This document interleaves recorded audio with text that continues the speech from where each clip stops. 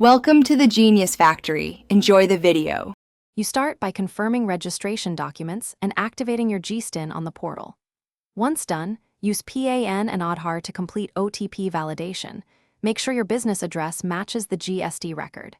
Next, check ARN and registration status so you can transact legally.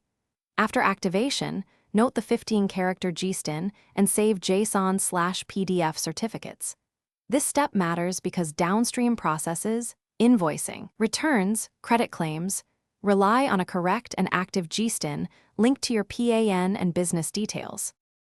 Once your Gstin is active, included on every invoice and e-way bill, you must display the 15-character number clearly. Make sure you select the right HSN code and tax rate and determine whether reverse charge applies. Errors here block ITC. Also, sync your purchase records so input tax credit posts correctly. Reconcile seller GSDR2A entries with your books regularly. This prevents mismatches when you file GSDR1 and GSDR3B.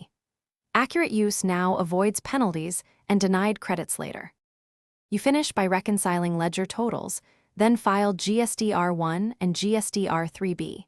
Make sure outward supplies and tax liability match your books before payment. After filing, download the filing acknowledgement and maintain e-receipts for audits.